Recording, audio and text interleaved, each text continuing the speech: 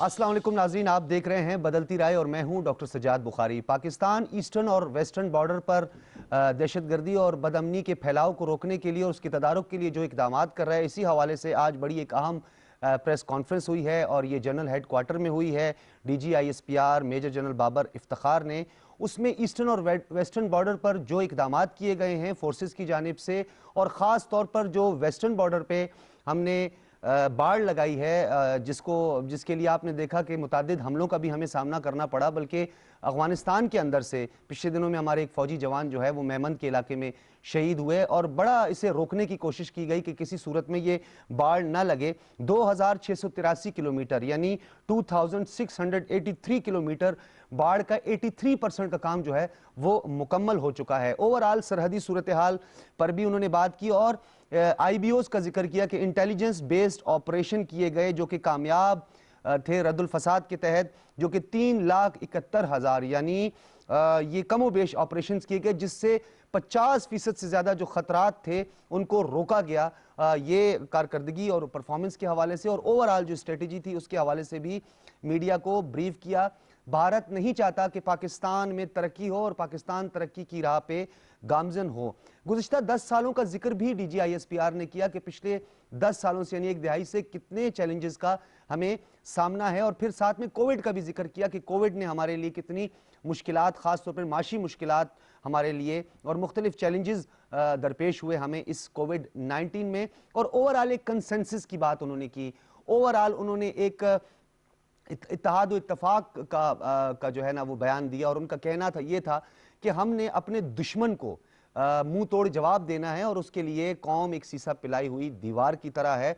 और इसके अलावा उनके इक़्तिबासात जो हैं गुफ्तगू के वो हम आपके सामने रखेंगे। और भारत एक मरतबा फिर उसको सुबकी का सामना हुआ है बैनुल अक़वामी सतह पर, पहले डिसइंफो लैब ने, फिर ब्रिटिश रेगुलेटर ने, और उसके बाद हम ये देख रहे हैं कि एक मरतबा फिर सिक्योरिटी काउंसिल की 2 अहम कमेटियां थी जिसका रुकन बनने का ख्वाब देख रहा था और वो चकनाचूर हुआ। और हैरत की बात आपको ये बताएं कि दाइश पर पाबंदी के हवाले से जो कमेटी थी उसकी सरबराही चाहता था, और पूरी दुनिया जानती है कि अफगानिस्तान के अंदर दाइश को कौन सपोर्ट कर रहा है, दाइश किस तरीके से। आपने मच वाक़े को भी देखा, कोयटा का जो मच वाक़या था इसको भी दाइश ने कबूल किया, और इसकी सरपरस्ती कौन कर रहा है। वज़ीर आज़म पाकिस्तान ने भी इस बात का एतराफ़ किया अपनी हालिया ट्वीट में भी और अपनी हालिया स्टेटमेंट में भी। उन्होंने कहा कि मच वाक़े के पीछे भारत है। और दूसरी जानिब अफगानिस्तान के मामलात को संभालने की भी कोशिश की। आपको पता होगा कि फितरी इत्तेहाद और गैर फितरी इत्तेहाद का कितना इंपैक्ट होता है। यानी फितरी जो इत्तेहादी होता है, जो नेचुरल अलाई होता है, जिसके बॉर्डर साथ में मिलते हैं, वही उसका फितरी इत्तेहादी होता है।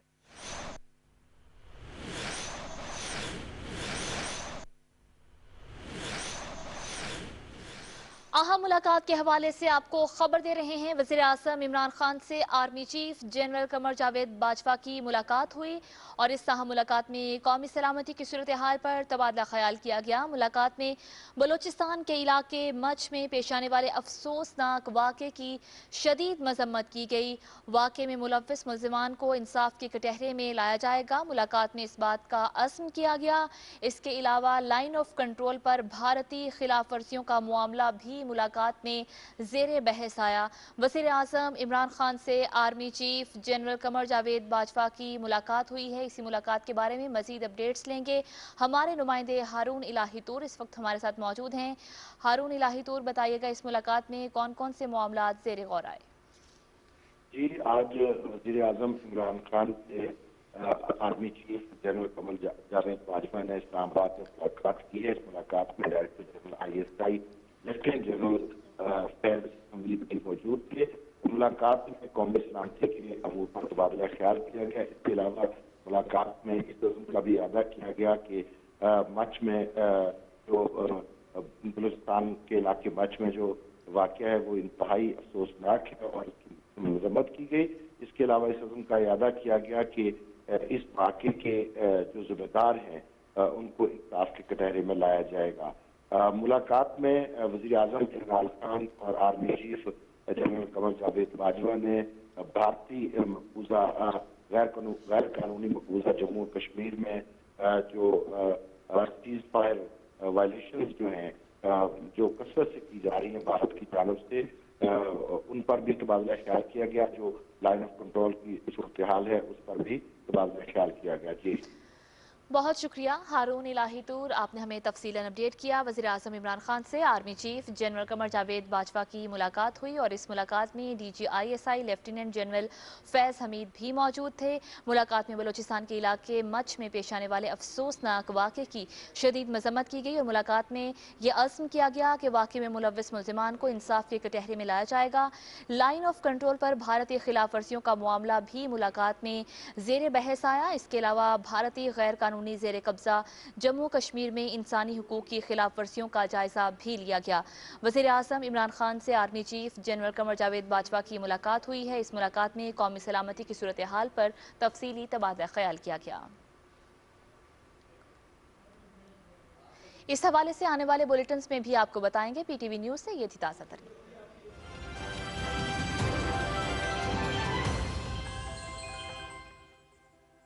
और पाकिस्तान के खिलाफ और वो बैनुल अक़वामी तौर पर, रीजनल तौर पर और यहाँ पर ये पाकिस्तान और इंडिया और पड़ोसी ममालिक में भी पाकिस्तान को के इमेज को खराब करने की कोशिश कर रहा है। ऐसे तनाजुर में जब हम देखते हैं कि हमारे जो भी इक़दाम है, क्योंकि आजकल की जंग है वो सिर्फ सरहदात तक महदूद नहीं है, वो जंग काफी फैल चुकी है और वो लोगों के मतलब है कि घरों तक पहुंच चुकी है। इसलिए कि जो आजकल मीडिया का इस्तेमाल है, नेट का इस्तेमाल है, इसके अलावा मास मीडिया है और इसके अलावा जो फेक न्यूज और इसके जो मुख्तलिफ जराए हैं जिनको जिस तरीके से इस्तेमाल कर रहे हैं, तो मेरे ख्याल में अगर सिर्फ इक़दाम की हम बात करें, सबसे पहले तो बात ये है कि इंडिया जिस तरीके से अपने फेक प्रोपेगेंडा के तौर पर कूद हुआ, खुसूस तौर पर जो यूरोपियन डिसइंफॉर्मेशन लैब के जो क्रॉनिकल्स आए हैं और उसमें जो ब्रसेल बेस उन्होंने जो रिपोर्ट किया है और जिसके साथ तकरीबन 265 मीडिया आउटलेट्स थे जो पाकिस्तान के खिलाफ जहर फैला रहे थे और झूठा प्रोपेगेंडा कर रहे थे और वो जहनबाजी कर रहे थे पाकिस्तान के खिलाफ उस INGOs के जो कब के खत्म हो चुके थे।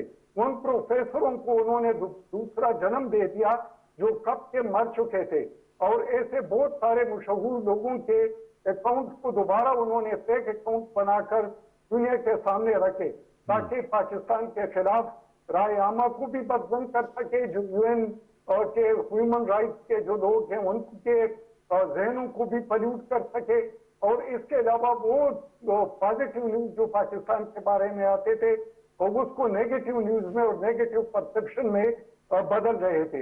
यकीनन ये एक तो बैनुल अक़वामी तौर पर यूरोपियन ममालिक की भी जिम्मेदारी है और मेरे ख्याल में अक़वाम मुत्तहिदा की भी, कि इस किस्म के एक स्टेट अगर इस किस्म के झूठे प्रोपेगेंडे और झूठ पर मबनी ऐसा मवाद जो लोगों को मुतासर कर सके, खुसूसी तौर पर आर्टिफिशियल को उनके खिलाफ कार्रवाई करनी चाहिए। दूसरी बात यह जाती है कि जहां तक KPTF का ताल्लुक था उसमें भी पाकिस्तान को जिस तरीके से इन्होंने ब्लैकमेल करने की और ब्लैक लिस्ट की तरफ ले जाने की कोशिश की, अब खुद उसमें फंस रहे हैं। इससे तकरीबन 3000 से ज्यादा ट्रांजैक्शन ऐसे हुए हैं जो कि इंडिया ने टेरर फाइनेंसिंग के हक मद में किए हैं और जिसका सबूत अजूल ने और बाकी ने और उनके मीडिया एंकर ने भी दिया है कि हम पैसे देते हैं और पाकिस्तान के खिलाफ इन टेररिस्ट आउटफिट्स को हम इस्तेमाल करते हैं। तीसरी बात यह है कि जिस तरह पाकिस्तान को और ये इकोनॉमिकली डिप्लोमेटिकली आइसोलेट करना चाहते थे और फिर ये कहते थे कि बलूचिस्तान से हमें आवाजें आ रही है, आज हमें आवाजें आ रही है खालिस्तान से, आज हमें आवाजें आ रही है आसाम से, आज हमें आवाजें आ रही है मिजोरम से, आज हमें आवाजें आ रही है वो बंगालियों से जो कि उन्होंने उनको गीटोज में तब्दील किया है और उनको कैंपिंग में बच्चों औरतों समेत रखा हुआ है और इंडिया को एक जेल बना दिया है। तो आज हमें बहुत सारी आवाजें आ रही है और उन आवाजों का हमने जवाब देना है और न सिर्फ जवाब देना है बल्कि उन आवाजों को सुनना भी है और उनकी मदद भी करनी है। तो बहुत सारे चिंक जो है वो इंडिया ने अपने आर्मर में पैदा किए हैं और उन चिंक पर अभी वो खुद भी अंदरूनी तौर पर भी वो वल्नरेबिलिटीज और उनके जो वो एरिया है जो कि उनके फॉल्ट लाइन थे وہ بہتر ابھر کر سامنے آئے گئے. بس ٹھیک ہے بریگیڈیئر صاحب میں اور یہ نہ وہ پاکستان نے پرو ایکٹیولی پلے کرنا ہے. دوسری بات یہ ہے کہ جو انڈیا نے جو کچھ کرنا تھا اقتصادی محاذ پر، ڈپلومیٹک محاذ پر، یہاں تک کہ الاسٹک اور ہارڈ بارڈر کے طور پر اور رافیل کو ایون لا کر اس کا بھی جواب دیا گیا کہ ہمارے ہاں ابھی بلاک 3 J-17 جو کہ ان کو یاد ہے کہ کتنی فینٹاسٹک سائٹ ہم چلاتے ہیں، وہ بھی ان کو یاد آ گیا. اور ان کو ہم نے 140 کلومیٹر کا ایک اور بھی تحفہ دے دیا کہ ان کے ڈیپ اسٹریٹجک ٹارگٹ کو ہم فیلڈ آرمی کے ذریعے یا فیلڈ میں ڈپلائی کر کے وہ کر سکتے ہیں. تو میرے خیال میں کہ ہر محاذ پر وہ واجدن سے بھی جو بھی لے آئے اس کا جواب انشاءاللہ ان کو ملے گا. بریگیڈیئر صاحب میں آپ کی طرف دوبارہ آؤں گا. آپ نے بڑا ایک اہم نقطہ اٹھایا ہے یہاں پر، بڑا ایک اہم آپ نے بات کی ہے. میں گل صاحب آپ کی طرف آؤں گا. فالٹ لائنز کی بات کی ہے، یعنی جو دراڑیں ہیں، آپ نے خود سنا ہوگا اکثر ایک ان کے میجر گورو ہیں، بڑا بھاشن بھی آ کے دیتے ہیں، بلکہ وہ تو اپنے آپ کو سو کالڈ تھنک ٹینک بھی کہتے ہیں. وہ کہتے ہیں کہ جی یہ پاکستان کی فالٹ لائنز ہیں، آپ یہاں پہ پیسے لگائیں، آپ ان کے جو ہے سفارت خانے جتنے ہمارے پوری دنیا میں ان کو فعال کریں، ان کو بلڈنگز لے کر دیں. تو یہ فالٹ لائنز اپنی بھول گئی ہیں، جس طرح میزورام ہے، ناگالینڈ ہے، ساؤتھ ایسٹ اسٹیٹ ہے، بنگالیز کی ابھی آپ دیکھیں کہ ایک نئی تحریک جو ہے وہ بھی سامنے آ رہی ہے، اور ابھی 10 سے زیادہ اور مزید تحریکیں جو ہیں انہوں نے جنم لیا جو آزادی چاہتی ہیں، بھارت سے نجات چاہتی ہیں. تو یہ گلے نہیں پڑ گیا بھارت کا یہ جو فالٹ لائنز کے چکر میں جو ہماری طرف جو ہے وہ ٹیرر فائنینسنگ کر رہا ہے؟ فیٹف کا ذکر بھی بریگیڈیئر صاحب نے کیا. گیل صاحب دیکھیں بالکل بھارت میں بہت زیادہ فالٹ لائنز ہیں، ایک نہیں ہے، بیشتر درجنوں ہیں. اس کی پوری اگر آپ نارتھ ایسٹ سے شروع ہوں تو نیچے جاتے جاتے آپ کو پتہ لگ جائے گا کہ کس کس ایریے میں کیا کیا ایشو ہے.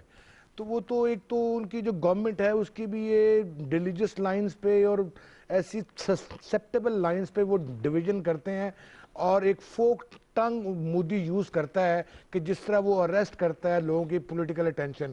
تو وہ تو اندر سے وہ بلاسٹ ہونے کے لیے وہ تیار ہو رہا ہے. وہ ایک چیز میچور ہوگی تو آگے دیکھیں گے. اصل میں آپ دیکھیں اس نے دنیا میں کیا جال بچھایا ہوا ہے. ہمیں یہ سب سے زیادہ خطرہ ہمیں اس سے ہے کہ جو فائنینشیل اور انٹرنیشنل پولیٹیکل انسٹیٹیوشنز ہیں یا دوسرے جو ریفارمز کے وہاں پر جو فیصلہ سازی کے مراحل میں جو انڈیا مس پرسیپشن وہاں کریٹ کرتا ہے. یہ ڈس انفو لیب کیا ہے؟ اس میں ایسی این جی اوز کام کر رہی ہیں جس کا ذکر کیا بریگیڈیئر صاحب نے، لوگوں کو زندہ کر دیا. وہ یونائٹڈ نیشنز میں رجسٹرڈ تھیں پہلے، بعد میں ان کو لائیو کیا گیا، اور وہ اسی تناظر میں خبروں کو وہاں پیچ اپ کر کے تو فیصلہ سازی میں وہ امپیکٹ ڈالنے کی کوشش کرتا. اسی طرح فائنینشیل انسٹیٹیوشنز میں انہوں نے بات کی بریگیڈیئر صاحب نے فیٹف کے ذریعے. دیکھیں ہمیں یہ بات سمجھنی پڑے گی. آپ نے اپنے انٹرو میں کہا کہ بھارت کو کچھ ناکامی ہوئی ایک پلیٹ فارم پہ کہ وہ کمیٹیاں لینا چاہتا تھا. دیکھیں جب سے ہم نے یہ اپنا ڈوزیئر دیا ہے، پاکستان تھوڑا ایکٹیو ہوا ہے، یورپین یونین سے یہ بریک تھرو ہوا کہ ڈس انفو لیب ہے، یورپین کرونیکل. یہ اس کا آپ کو امپیکٹ لگتا ہے؟ مجھے لگتا ہے کیونکہ ای یو میں پاکستان کے انٹرسٹ ہیں، یورپین یونین میں ٹریڈ کے انٹرسٹ ہیں، پولیٹیکل انٹرسٹ ہیں، اکنامک انٹرسٹ ہیں، ریجنل انٹرسٹ ہیں. تو وہاں سے پاکستان کو ڈسویٹ کرنا، پاکستان مرسپشن بنانا، یہ ان کے انٹرسٹ میں شامل ہے تاکہ پاکستان کو آئسولیٹ کیا جائے ہر طرح سے. اب کیا ہوا ہے سلامتی کونسل کی، وہ بعد میں ہم بات کریں گے جب آپ اس پہ بات کریں گے. تو ہمیں یہ دیکھنا کہ انٹرنیشنل پولیٹیکل سپورٹ جو ہے وہ انڈیا کی طرف، کیونکہ انڈیا ایک بڑی مارکیٹ ہے، وہاں پر ان کا لوگوں کی منڈی ہے، وہ بہت بڑے کنزیومر ہیں، 1.5 ارب کے قریب ہے. تو وہ اکنامک سائڈ جو ہے نا وہ آ جاتی، ڈومینیٹ کرتی ہے، اور پولیٹیکل سپورٹ ہمیں اس طرح کی نہیں مل رہی. لیکن اس کے باوجود ہمیں مورل سپورٹ مل رہی ہے. آپ دیکھ لیں دنیا کا سارا میڈیا جو ہے نا اس میں بات کر رہا ہے. تو ہمیں بات یہ کرنی ہے جس طرح آج D G S P R نے بھی کہا، اب 5th جنریشن وار جو ہے نا وہ ٹوٹلی ٹرانسفارم ہو گئی ہے ہائبرڈ وار میں. اور اگر آپ مچ کا واقعہ دیکھیں تو اس میں آپ کو انڈائریکٹ جو ایک پولیٹیکل اپروچ ہے وہ بھی نظر آ رہی ہے. انڈائریکٹ جو ہے وہ آپ کو جہاں ہماری ڈویژن ہے وہ کہاں سیکٹیرین ڈیوائیڈ کی طرف جا رہا ہے. پھر اس کے بعد بلوچستان کی آئسولیشن جو ڈسگرنٹلڈ ایلیمنٹ ہے وہاں پر ان کو بالکل سائٹ پہ کر رہا ہے. تو ہمیں یہ لمحہ فکری ہے، ہمیں بھی سوچنا ہے کہ وہ کہاں سے آ سکتا ہے. ہم نے باندھنے، اپنے آپ کو متحد رکھنا ٹھیک ہے، اپنے بارڈرز کو بھی سیل کرنا ہے. آگے آپ بات کریں گے. سرفراز راجہ صاحب یہ بتائیے گا، گل صاحب نے بھی ذکر کیا اور بریگیڈیئر صاحب نے بھی اس سے پہلے فائنینشیل جو ٹرانزیکشن کی بات کی تھی، اور فیٹ اف یعنی فائنینشیل ایکشن ٹاسک فورس جو اس کے قیام کے پیچھے جو مقصد تھا وہ بھی ٹیرر فائنانس کو روکنا تھا. بھارت خود قبول کر چکا ہے، ایکسیپٹ کر چکا ہے کہ وہ کس طرح ٹیرر فائنانس کر رکھتے ہیں. اسی حوالے سے پھر ہم ایک ڈوزیر بھی دے چکے ہیں، اقوام متحدہ میں جمع کروا چکے ہیں. پھر اس کا کیا پازیٹیو امپیکٹ آیا اس پر تو ہم آگے جا کے بات کریں گے. اوورآل اگر ہم صورتحال کی بات کریں، کیا بھارت جو ہے وہ فیٹ اف کا ممبر ہو سکتا ہے، جو ملک پوری دنیا میں سب سے زیادہ ٹیرر فائنانس کر رہا ہو، پورے ریجن کو تباہ کر رہا ہو، پورے ریجن میں عدم استحکام کی کوششیں کر رہا ہو، اکنامک کرائسس پیدا کرنے کی کوشش کر رہا ہو، ٹیرر فائنانس کر رہا ہو دھڑلے سے اور پوری دنیا کے سامنے؟ تو صاحب دیکھیں، بالکل جو دنیا میں جنگیں ہوتی ہیں وہ بیسیکلی 4 قسم کی جنگیں ہوتی ہیں. اکانومی کی وار ہوتی ہے، ڈپلومیٹک وار ہوتی ہے، اس کے علاوہ سائیکولوجیکل پروپیگنڈا وار ہوتی ہے، اس کے بعد آتی ہے پیٹریل وار. اب بھارت کا مسئلہ یہ ہے کہ بھارت تمام جنگیں جو ہیں وہ چاہتا ہے کہ وہ پروپیگنڈا کے ذریعے لڑے، سائیکولوجیکل وارز لڑے. دنیا میں اگر اکانومی کو اس نے دکھانا ہے اپنی اکانومی ہماری اسٹرانگ ہے، اس کے لیے پروپیگنڈا کرے گا. ڈپلومیٹک ریلیشنز کے حوالے سے، ڈپلومیٹک وار کے حوالے سے پروپیگنڈا کرے گا. تو ان کا جو تمام کا تمام جو ان کی وارز چلتی ہیں وہ پروپیگنڈا وار چلتی ہے. جیسے ہم کرتے ہیں بات کرتے ہیں 5th جنریشن وارفیئر کی. ابھی جیسا کہ ڈس انفو لیب کے حوالے سے بات ہوئی، تو ان کا جو ٹارگیٹ تھا بیسیکلی وہ یہی تھا کہ جو ان کا، جیسے کہ مودی جب سے اقتدار میں ہیں، ان کا ٹارگیٹ کیا، انہوں نے پہلے کہا تھا کہ ہم پاکستان کو آئسولیٹ کریں گے. ان کا فوکس اسی پر رہا. اس میں انہوں نے تمام تر وسائل اپنے جھونکے کہ کس طریقے سے پاکستان کو دنیا میں آئسولیٹ کیا جائے. اس کے لیے ہر قسم کی انہوں نے لابی کی استعمال کی، لیکن کامیابی ان کو جس طریقے سے ہم سمجھتے ہیں کامیابی ان کو نہیں ملی جو جس طریقے سے وہ کوشش کرنا چاہتے ہیں. مودی کا دوسرا ٹرم چل رہی ہے اس وقت یہ، اور دنیا کے سامنے اس وقت جیسا کہ آپ نے بات کی UN میں ان کو جو چیئرمین شپ نہیں ملی، انہوں نے مانگی تھی. یہ وہی ہے کہ آپ کچھ لوگوں کو بیوقوف بنا سکتے ہو کچھ عرصے تک، لیکن تمام لوگوں کو آپ بیوقوف نہیں بنا سکتے. تو بھارت کا بھی یہی ہے کہ بھارت جتنی بھی کوشش کر لے لیکن دنیا کے سامنے اس کا ایک چہرہ آتا ہے. کسی حد تک جیسا کہ گل صاحب نے بات کی کہ بھارت ایک مجبوری ہے دنیا کے بہت سے بڑے ملکوں کی. اس کی وجہ یہ ہے کہ دنیا میں جو ایک بہت بڑی مارکیٹ ہے لوگوں کی، منڈی ہے لوگوں کی، وہ بھارت کے پاس ہے اکانومی کے حوالے سے. تو کافی جو بڑے ملک ہیں ان کے لیے بھارت ایک اٹریکشن ہے. تو اس اٹریکشن سے بھارت فائدہ اٹھاتا ہے اور وہ اپنے اسی جو ان کا ایک ہتھیار بنایا انہوں نے لوگوں کے جو ایک مارکیٹ ہے اس کو یوز کرتا ہے، اور اس کی وجہ سے لوگوں کا ٹریڈ ہوتا ہے. اور یہی اب تک اس چیز کو وہ کیش کر رہے ہیں. لیکن ابھی بھارت کا جو چہرہ ہے وہ دنیا کے سامنے آنا شروع ہو گیا. دنیا جیسے کہ ایک چیزوں کو ریلائز کر رہی ہے، اور یہ چیز دنیا اب ریلائز کرنا شروع کر دیا ہے کہ بھارت کے میں جو انسانی حقوق کی وائلیشنس ہو رہی ہیں، کشمیر میں ہو رہی ہیں، بھارت کے اندر مختلف سیگمنٹس ہیں وہ اس وقت بول رہے ہیں، چیخ رہے ہیں. تو یہ باتیں دنیا سے چھپ کے نہیں رہ سکتی. دنیا کے سامنے اس تمام حقیقت اب آنا شروع ہو گیا ہے، اور آہستہ آہستہ دنیا کے سامنے بھارت کا چہرہ ہے وہ مزید مودی کی ٹرم میں جیسے ہم نے دیکھا کہ چیزیں کافی کھل کے سامنے آئیں جو کہ وہ دبانا چاہ رہے تھے. اب مزید یہ چیزیں سامنے آئیں گی کیونکہ یہ جو مظالم ہوتے ہیں ان کو آپ لمبے عرصے تک دبا نہیں سکتے. تو اب یہ چیزیں سامنے آنا شروع ہوئی ہیں. بھارت کا چہرہ آہستہ سامنے آئے گا یقینی طور پر لوگوں دنیا کے، اور دنیا بھی ریلائز کرے گی کہ بھارت کو ہم نے کہاں پلیس کرنا ہے اور کہاں پلیس نہیں کرنا. اچھا سرفراز صاحب، یہ جو ڈیولپمنٹ ہوئی ہے حالیہ جس کا میں نے ذکر بھی کیا، ابھی گل صاحب سے بھی، بریگیڈیئر صاحب سے بھی اس حوالے سے بات کریں، کیا دنیا اب سمجھنے لگی ہے؟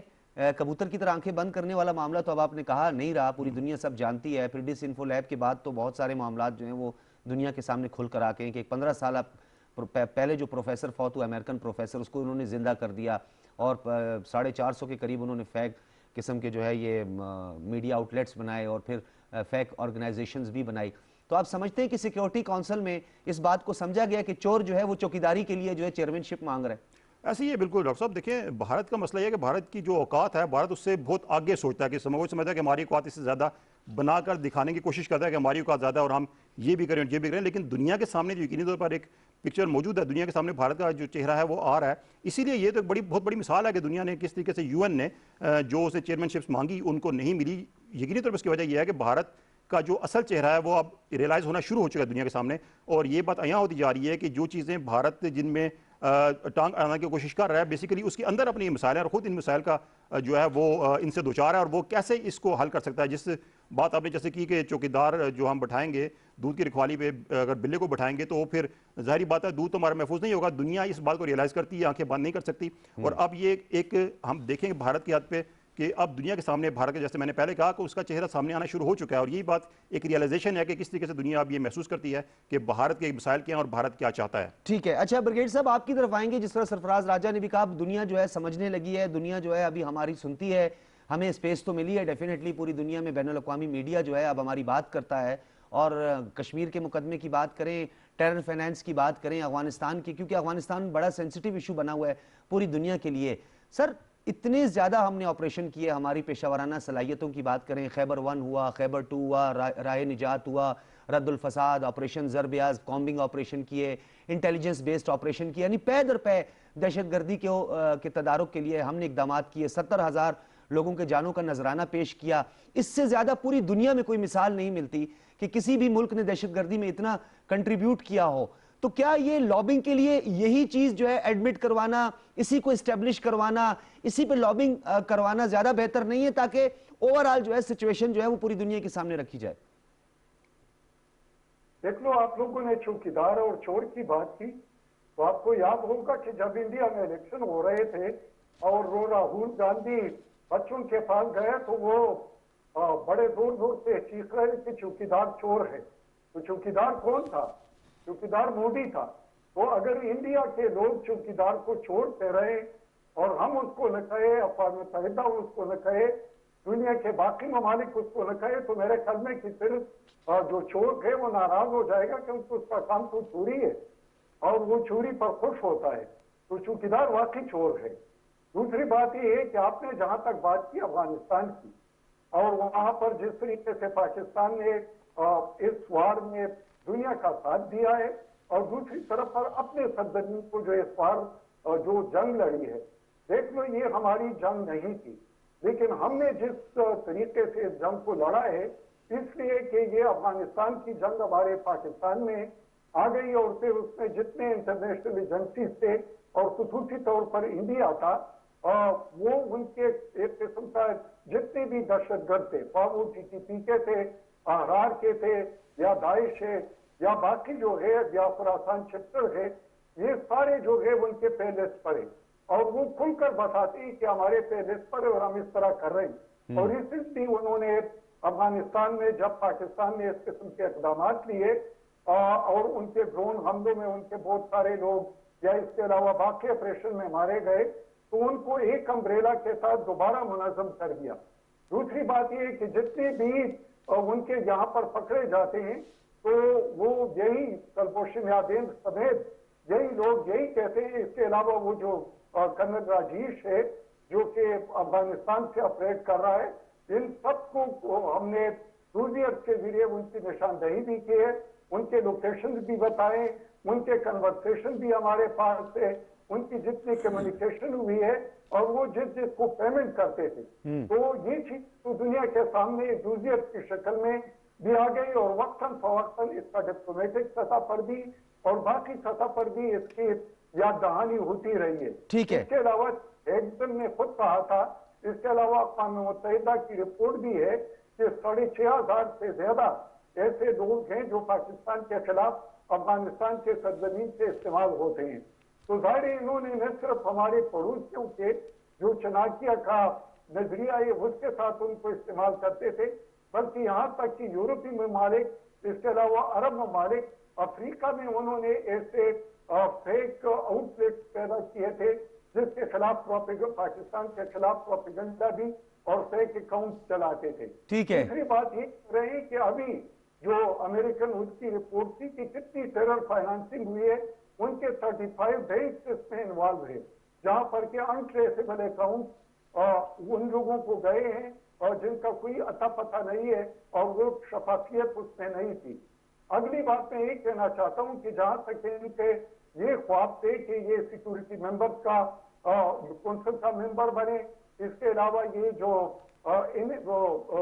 NSG ہے نیوکلیئر سپلائی گروپ اس کا ممبر بنے, اور تیسری بات یہ کہ پاکستان جو اپنے ان مقاصد میں جو ان کے خلاف یہ جنگ ٹوپی بھی گئی تھی اور پھر ان کو بڑھاوا بھی دے رہے تھے, ان کے خلاف طریقے سے برسر پیکار ہوا. بریگیڈیئر صاحب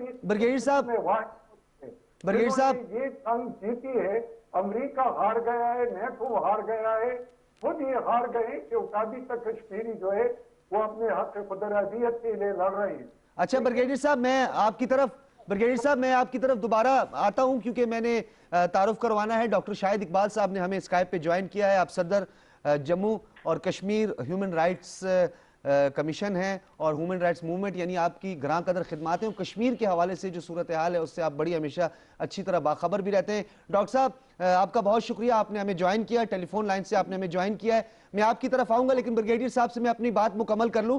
بریگیڈیئر صاحب یہ بتائیے گا کہ آپ نے یہ بتایا کہ افغانستان, یہ فوکس اس مرتبہ بھی سیکیورٹی کونسل میں بھارت کا افغانستان ہی رہا ہے. یہ اپنی گنگا میاں جو ہے نا, یہ افغانستان کو سمجھ رہا ہے, اس گنگا میں جو ہے وہ اپنی نیا کہیں ڈبونے تو نہیں جا رہا کیونکہ اس کا فوکس افغانستان ہے. یہ کیا سمجھ رہا ہے کہ افغانستان کے اندر رہ کر اس پورے خطے پر جو ہے وہ اپنی جارہ داری اور اپنی ہیجمنی اور اپنی دہشت گردی اور انتہا پسندی کو فروغ دے گا؟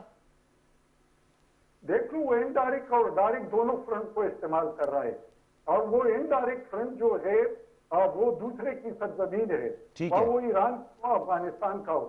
دوسری بات یہ ہے کہ جہاں تک ہم نے بارڈر سیکیورٹی ارینجمنٹ اور وہاں پر ویزا کا سسٹم اور اس کے علاوہ وہاں پر جو ہم نے باڑ اور باقی سلسلے شروع کیے ہیں, تو یقینی طور پر وہاں سے جس طریقے سے یہ پلان کرتے تھے بڑے حملے یا ان کی سنڈیکیشن کرتے تھے, اور اس کو کافی حد تک روکا ہے. دوسری بات یہ ہے کہ افغانستان کے اندر جس طریقے سے پاکستان نے امن کے لیے سہولت کاری کا کردار ادا کیا, تو افغانستان کے وہ لوگ جو بلیم گیم کھیل رہے تھے اور وہ بھی پریشانی میں ہے, اور وہ پاکستان کی ابھی تعریفیں کر رہے ہیں. اور تیسری بات یہ کہ اقوام متحدہ میں بھی پاکستان کا رول جو سہولت کاری کے لحاظ سے وہ سب کے سامنے ہے. اور تیسری بات یہ کہ افغانستان میں اب ان کے جتنے بھی سم تھے وہ سارے بست ہو چکے ہیں. ٹھیک ہے بریگیڈیئر صاحب, کیونکہ یہ ایک بڑا اس طرح کا موضوع ہے افغانستان کے حوالے سے, اور یہ جتنے دوحہ کے راؤنڈ چلے ہیں اور جو ملاقاتیں ہوئی ہیں, پیس پروسیس ہوا ہے یا مری معاہدہ ہوا ہے, یہ پاکستان ہی اس میں نہ صرف سہولت کار تھا بلکہ پاکستان نے بڑا اچھا کردار ادا کیا. اس پہ تو ہم آگے بھی تفصیلاً بات کریں گے. ڈاکٹر شاہد صاحب, میں آپ کی طرف آؤں گا. آج بھی ڈی جی ISPR نے ایسٹرن بارڈر کے حوالے سے خاص طور پر سیز فائر کا ذکر کیا, اور انہوں نے کہا کہ 3000 سے زائد جو ہے وہ وائلیشنز کی جا چکی ہیں. آپ کیا سمجھتے ہیں, ایک طرف افغانستان سے مداخلت پاکستان کے اندر دہشت گردوں کو بیچ کر ISIS کی سپورٹ کر کے دیگر بینڈ آؤٹ فٹس یا کالا دھن تنظیموں کو فائنینشیل سپورٹ اور ان کی ٹرانزیکشن کر کے وہ یہاں دہشت گردی, دوسرے جانب مقبوضہ وادی میں مظالم ڈھا رہا ہے. یہ پیرلل کیسے لے کے ساتھ چل رہا ہے؟ اس کی جو کاؤنٹر اسٹریٹجی ہے, حکمت عملی ہماری کیا ہونی چاہیے؟ پروفیسر صاحب. جی بہت شکریہ. کیونکہ موضوع بڑا لمبا ہے, میں اس پر کل ہی میں نے لکھا ہے فیس بک پہ. آپ سن رہے ہیں؟ جی جی جی جی کل ہی میں نے فیس بک پر لکھا بھی ہے کہ ہمیں پاکستان کی جو کہ ISI جو ہے دنیا کی نمبر 1 آرگنائزیشن ہے, ان کو اب اسٹریٹجی تبدیل کرنی پڑے گی موقع کی غنیمت جان کر. اس کے ساتھ میں شکریہ ادا کرتا ہوں حکومت پاکستان کا, جنہوں نے ترکی کے ڈراموں کی وہاں پہ اجازت دی.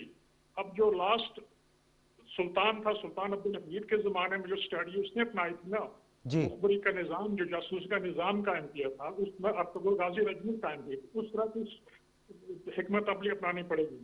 میں نے لکھا کہ اندرا گاندھی کا پلان جو 22 سال پہلے تھا مشرقی پاکستان کو دولخت کرنے کا, اس کے بارے میں نے کل لکھا ہے کہ ایک بھارتی صحافی شرمیلا بوس نے کہا کہ بھارت نے 80,000 بھارتی گریلا مشرقی پاکستان میں داخل کر کے وہاں پتروکاروں کو ریپ کیا اور لگایا زمین پاکستان کے. اس وقت ساری طاقتیں مل کے پاکستان کو کمزور اس لیے کرنا چاہتی ہیں کہ واحد ایک اسلامی ملک ہے جس کے پاس نیوکلیر ویپن ہے اور بہت ہی اچھی آرمی ہے, جغرافی پوزیشن ہے.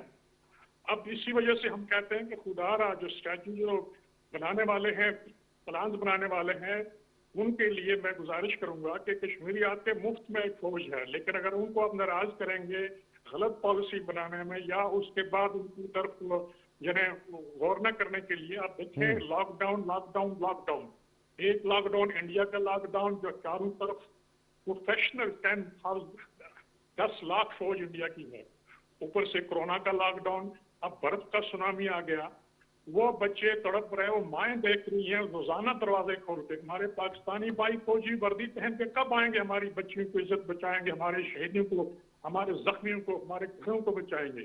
یہ امیدیں ہیں ان کی. اس لیے میں کہتا ہوں کہ افغانستان میں نے پہلے بھی لکھا تھا, جنرل اسمبلی کے مضمون تھا کہ جتنی ایجنسیاں دنیا کی ہیں ان کا ایک اڈا قائم کیا گیا ہے افغانستان میں. اس کے بعد اس وہاں سے دہشت گرد جو ہیں سوسائڈ بمبر سے بھیجتے ہیں. इसी तरह कश्मीर के हवाले से इन्होंने क्या किया कि दुनिया को फिल्में नकली बना के दिखाई हैं, ठीक है, लेकिन हकीकत तो बाहर जा नहीं रही है। उसके लिए हिकमत अमली बात यह है, मीडिया आपका माशाल्लाह शुक्रिया, लेकिन उर्दू मीडिया को हम ही मुसलमान ही अपने लोग ही इंडियन पाकिस्तानी पढ़ते हैं और देखते हैं। फॉरेन मीडिया, इंग्लिश मीडिया में अगर आप गार्डियन अखबार में एक छोटा सा कॉलम खरीद दें, इंडिया की मां मर जाए। सेमिनार कॉन्फ्रेंस दुनिया में तो हो रहे हैं, लेकिन उसके लिए आपने देखना यह है कि जो मूल वतन हो, कश्मीरी पाकिस्तान के साथ मूल वतन है, उनमें से आप प्रायोरिटाइज कौन से दानिश्वर लोग जो हैं, जो पॉलिसी मशवरा दे सकते हैं, एडवाइजर तो प्राइम मिनिस्टर हो सकते हैं कश्मीर के मामले पे। इवन मैं साउथ एशिया का पोलिटिकल एनालिस्ट हूँ, मैं देख रहा हूँ कि साउथ एशिया में क्या हो रहा है। जी, वही चीज हो रही है जो आज से कई साल पहले सल्तनत उस्मानी हो रही थी। आज तो टेक्नोलॉजी बड़ी मजबूत है और हमें देखना हमारी सफू में कौन सी काली बेड़े शामिल हैं, जिनके हाथ में तस्वीर भी होगी, सब कुछ होगा, लेकिन वो इंडियन एजेंट होंगे या बाहर की एजेंट होंगे। ठीक है, इसलिए हमने देखना है ऐसी थिंक टैंक बनाए आप जिसमें कश्मीरियों के एतमाद मिले। और कश्मीर एक बड़ा इलाका गिलगित बल्तिस्तान से लेकर आपके पास है, आप उसको उसके बेस कम को इस्तेमाल करें, वहां पे लोग तैयार हैं, रफीकी तैयार हैं। अच्छा प्रोफेसर साहब सॉरी टू कट यू, मैं चाह रहा था बड़ी एक इंपॉर्टेंट, क्योंकि आपने लॉबिंग के हवाले से, आपने बैनुल अक़वामी जरीदों के हवाले से बात की कि अगर उसमें एक आर्टिकल भी छप जाता है या 2 से 3 कालम भी सामने आ जाते हैं तो उसमें बड़ी काफ़ी पेशरफ्त हो सकती है। बरतानिया के हवाले से, क्योंकि आप वहाँ काम भी कर रहे हैं, बरतानिया एक फरीक भी रहा है कश्मीर के हवाले से। ओवरऑल आपको याद होगा डेविड कैमरॉन का एक दौरा था जब वो पाकिस्तान, तो उन्होंने कहा कि पाकिस्तान का जो दुश्मन होगा वो बरतानिया का दुश्मन होगा। तो बरतानिया में हमारी जो लॉबिंग है किस हद तक मौसर साबित हुई है? और कश्मीर का मुद्दा तो डेफिनेटली यूरोपीय यूनियन ने उठाया है, उनके वफूद आ रहे हैं, कुछ लोगों को वहां पर मनपसंद लोगों को मकबूजा वादी का एक दौरा करवाया गया, उन लोगों के बारे में बताइएगा कि वो लोग एक्सपोज हुए पूरी दुनिया के सामने। बिल्कुल जनाब एक्सपोज हुए, लेकिन उसको और एक्सपोज करने की जरूरत है। जैसे अभी ये मैं मिसाल के तौर पर बताऊं, मैं बस में बैठा था, एक जंगली दोस्त को मैंने सलाम किया, उसने कहा कहाँ से? मैंने कहा मैं कश्मीर से हूँ। कहता है अल्हम्दुलिल्लाह। मैंने कहा भाई पाकिस्तान की आपको क्या? कहने लगे रेप कवर वुमन। मैंने उसे कहा अगर एक हिंदुस्तानी जर्नलिस्ट अमेरिका में 6 साल तहकीक करने के बाद उसने ये लिखा कि वो पाकिस्तान आर्मी ने रेप नहीं किया, वो इंडियन आर्मी के मुख्य बानी के फ्रेंड लोग थे, उन्होंने किया। इसी तरह यहाँ पे टेलीविजन पे पिछली दफा मैं था, बांग्ला टेलीविजन था, उन्होंने एक काउंसलर बोरा इंडिया की कश्मीर की पंडित काउंसलर को बिठाया हुआ था, बकवास कर रहे थे। तो मैंने उनको साफ कहा, मैंने कहा आप उनसे आपने इंडियन एम्बेसी से कितने पैसे लिए हैं? You should be shamed of, आपको हिस्ट्री का क्या पता? I am the son of soil, मैं हिस्ट्री हूँ।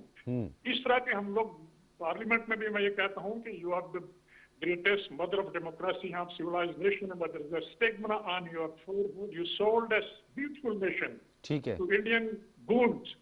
All the rape, all the genocide, all the sins, all the killings are registered on your name. You have the muscles, we can do it. How can you digest blood money trading with India? तो आप यकीन करें 5-6 MP member parliament उन्होंने कहा we are working, हमारी Kashmir book में दोस्त है राजा नजाबर साहब, बाकी लोग जितने भी हैं उनमें अच्छी लॉबियां की हैं, लेकिन उसकी कोऑर्डिनेशन अब कम हो चुकी है, इसलिए कि पता नहीं क्या वजह है, सुस्ती आ गई है, कोरोना की वजह से भी आ गई है। ठीक है, लेकिन उनके साथ लॉबिंग पे एक बजाबता, एक हिकमत अमली के तहत गवर्नमेंट पाकिस्तान या कश्मीर सेल यहाँ पे काम करे और उनको भी हौसला अफजाई करे। मतलब आप ये समझते हैं कि मजीद भी कुछ हमें इकदामात करने होंगे, कुछ गैर मामूली फैसलों की भी जरूरत है और भारत की इस मनफी प्रोपेगंडे को काउंटर करने की जरूरत है। प्रोफेसर शाहिद इकबाल साहब, आपका बहुत शुक्रिया। सदर जम्मू और कश्मीर ह्यूमन राइट्स मूवमेंट, आपने हमें वक्त दिया।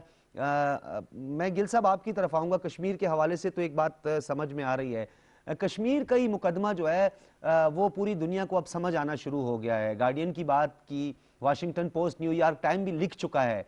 प्रोफेसर साहब से मैं ये बात, क्योंकि बात फिर बहुत तवील हो जाती, हमने स्पेसिफिक भारत की सुबकी का जिक्र भी करना है। ये बताइएगा कि ये जो 2 अहम मनपसंद कमेटियों की सरबराही चाहता था, दाइश की कमेटी की सरबराही के पीछे क्या मुहर्रिकात हो सकते हैं? ये जो चाह रहा था कि दाइश पर पाबंदी, कमेटी और हथियारों का अदम फैलाव, वैसे हैरत की बात नहीं है सर, हथियारों का अदम फैलाव भी भारत उसकी कमेटी की अदम फैलाव की क्या उस फैलाव का सबब और मौजिब बना हुआ है भारत। तो देखिए मैं यहाँ ये बात करना चाहता हूँ कि क्या पाकिस्तान को डोजियर भेजने से कोई उसको रिटर्न मिलेगा?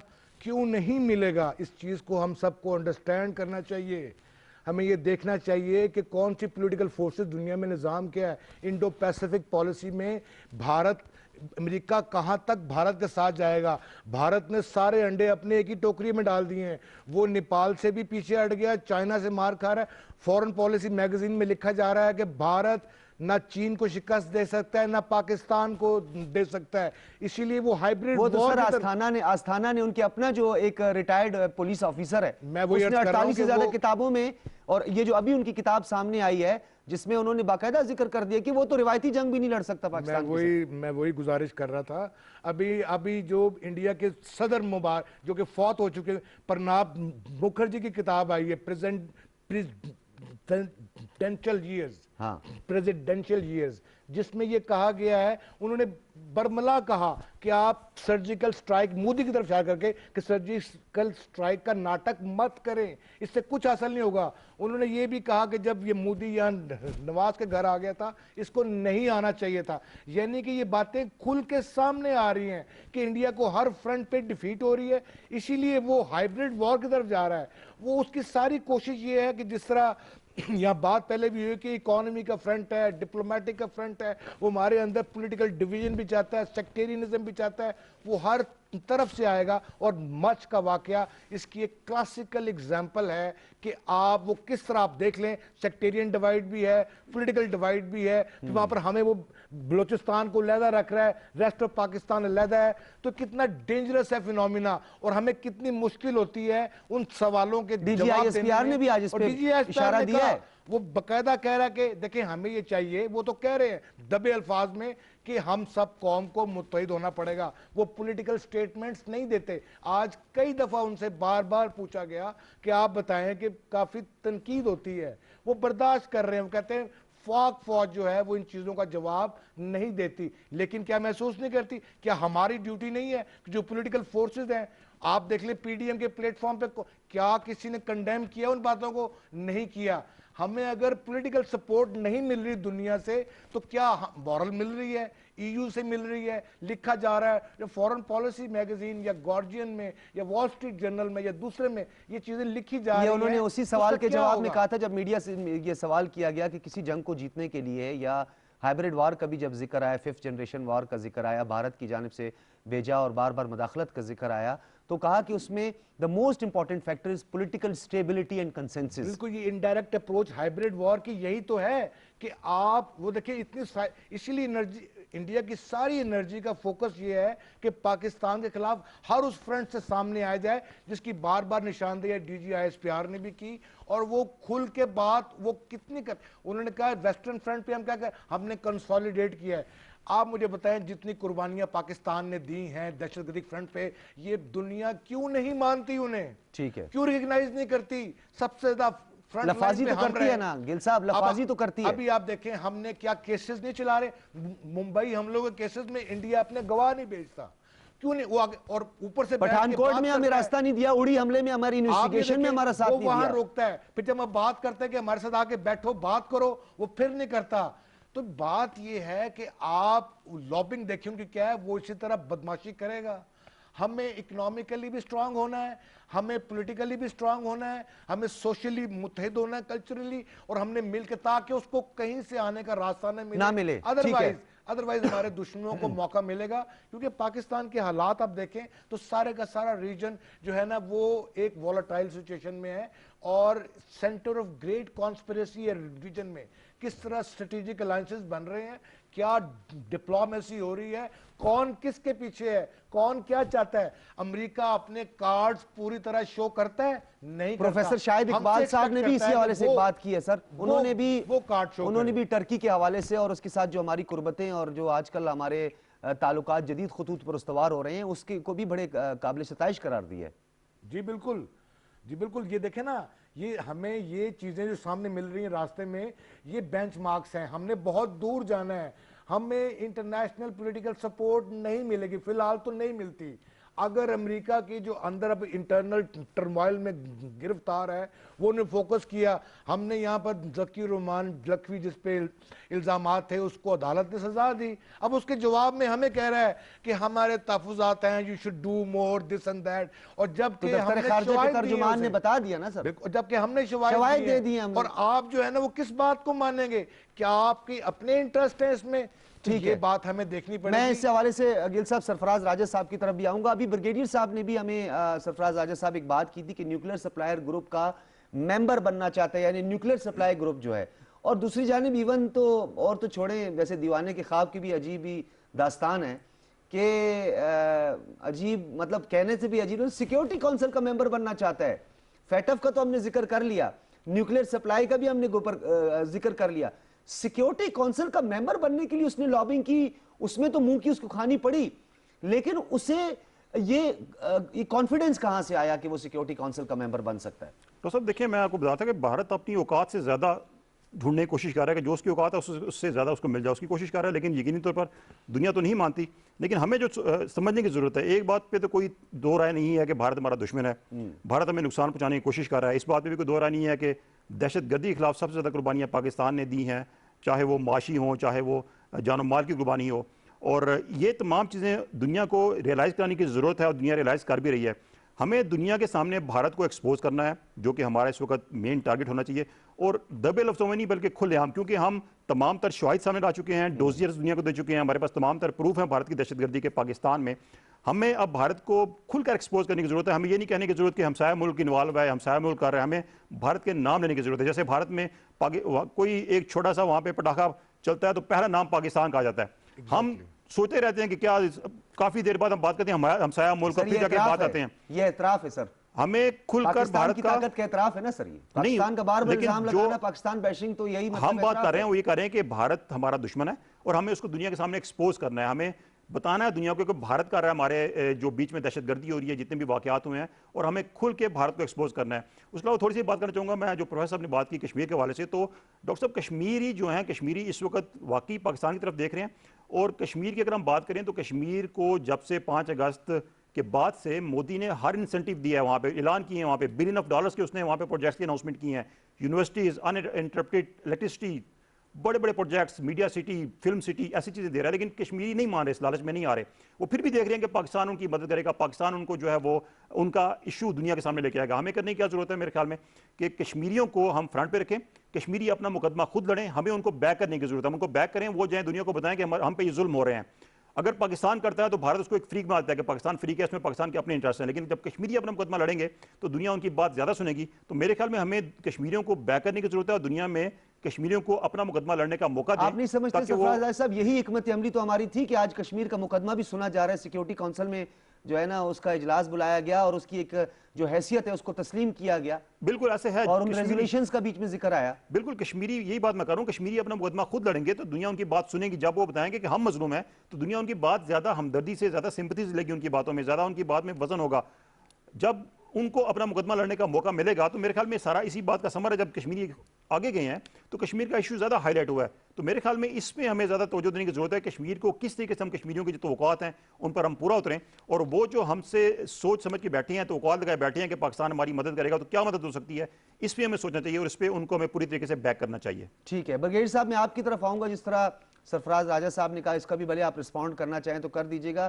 یہ بتائیے گا کہ افغانستان کے اندر ایک وڈرال کا ایشو چل رہا ہے، اراؤنڈ کوئی ایک محتاط اندازے کے مطابق 5000 سے کچھ کم، یعنی 4500 کے قریب افواج وہاں پہ موجود ہیں، اور آپ کے سامنے دوحہ میں طالبان کے جو ترجمان ہیں انہوں نے بھی یہ کہا، جب یہ کہا گیا کہ ہم کچھ اڈے وہاں پہ رکھنا چاہتے ہیں تو آگے سے یہ سوال ہوا کہ اگر ہم یہ کہیں کہ ہم بھی امریکہ میں کچھ اپنے اڈے قائم کرنا چاہتے ہیں تو آپ کا کیا جواب ہوگا؟ یعنی ایک ڈیڈ لاک وہاں پہ وڈرال کے حوالے سے موجود ہے۔ وڈرال ڈیفینیٹلی ہونا ہے، وڈرال سے پہلے حالات کس طرح دکھتے ہیں؟ کیا آپ سمجھتے ہیں حالات اتنے سازگار ہیں کہ وہاں پہ ہم گیو اینڈ ٹیک کی بات کریں کہ افغانستان کا جو وڈرال ہے وہ مشروط ہے پاکستان کے تعاون کے ساتھ، اور بھارت وہاں پہ بیٹھ کے کونسلیٹ بنا کے وہاں پر ایک نیٹ ورک چلا رہا ہے، وہاں پر آپ نے اس کا ذکر بھی کیا کہ ان کا ایک بریگیڈیئر اور کرنل وہاں پہ بیٹھ کے دہشت گردی کو جو ہے وہ تقویت بخش رہا ہے، پاکستان کے خلاف حملہ آور ہو رہا ہے؟ یا آپ سمجھتے ہیں ہمیں جو بائیڈن انتظامیہ کا انتظار کرنا پڑے گا تب ہم جا کر اس معاملے کو مشروط کر دیں وڈرال کے ساتھ؟ देख लो अमेरिका में जो भी है, ट्रंप हो वो जो बाइडेन हो, और ट्रंप साहब ने तो पहला मरहला जो था तालिबान के साथ बातचीत का उसका मुकम्मल किया, और वो ट्रंप इंतजाम है, बल्कि अमेरिका अभी एक किस्म का तालिबान के साथ जो मुआहिदा हुआ है उसको हर सूरत में कामयाब देखना चाहता है, जिसके साथ उन्होंने विड्रॉल करनी है।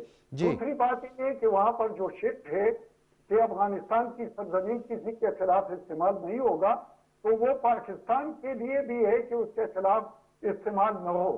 दूसरी बात ये है कि इसको तालिबान ने भी इंश्योर करना है, और इसके अलावा जो भी अभी इंट्रा अफगान जो डायलॉग हो रहा है उसके नतीजे में जो भी शराइत या जो भी तय किए जाते हैं उनके दरमियान, तो जाहिर है उसके जरिए जो भी हुकूमत आएगी या जो भी उनका फ्यूचर का नक्शा होगा, खदोखाल होंगे, उसमें डेफिनेटली जब अफगानिस्तान में अमन आएगा तो पाकिस्तान के साथ उनकी तिजारत भी बढ़ेगी।